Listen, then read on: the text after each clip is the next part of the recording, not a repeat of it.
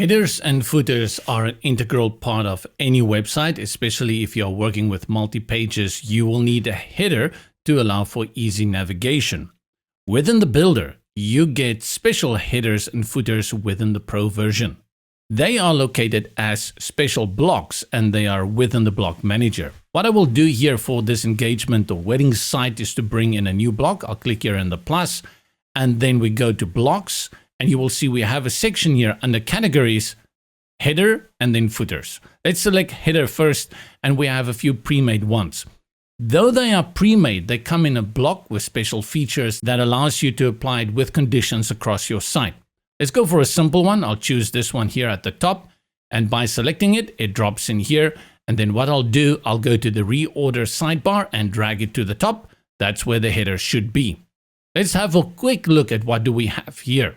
Technically, it is a block, but it is a block with special functionality. Go all the way to the left where you see menu and select that.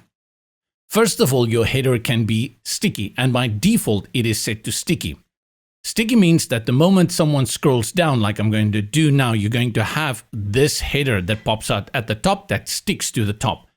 This is actually entirely separate to the main header, and you can style it out completely differently to suit your sticky needs. Next to sticky, you have static, which means it will remain at the top, and as I scroll down, it disappears. The last one is fixed, and fixed means it will stay at the top as we scroll down. Let's put it back on static and then look at the other options that we have here. This is very important when we come to the assignment of the conditions of the header, because now, instead of creating a header every time for each and every page, we're simply just going to assign it across our site.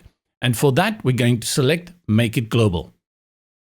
Once we have done that, we can select on which pages we want it to display.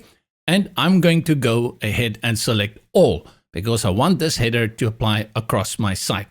And that's it. Save it, and then close out. And now this header will appear on each and every new page you create, as well as pages you've already created. All the styling features that you need for a header appears here. You can upload an image to the background. You can change the color. You can add a border and even a little bit of a drop shadow there if you want to create separation between the header and your first hero section. And then you can save it. And as usual, you have control over the width and the styling like padding and margins, even giving it a corner as well as a divider. Remember, I mentioned earlier that if you do set it on sticky, that you have the option when you scroll down and the sticky header pops up to style this one completely differently. So for instance, I would probably want to make this a little bit transparent, and we can even put it on a darker color and maybe even change out the logo to another one. Apart from the header, we also have a footer block, which more or less acts the same as the header. Let's go back to our block manager and you will see footers here at the bottom that comes with these pre-designed footers that you can use, which is again great if you want the footer block. I'll select this one. This is a great place to drop in again another menu, and from the footer block all the way to the left, you will see you have the option again to make it global. You also have the other options to include the membership and multi-language. In this case, because we want to apply it to each and every page, we're going to select Make it Global, and then we can again put it on All. Immediately, you should begin to understand here that you can create more than one kind of footer. Two great blocks to your disposal to make your websites truly pop out. That is the header block as well as the footer block.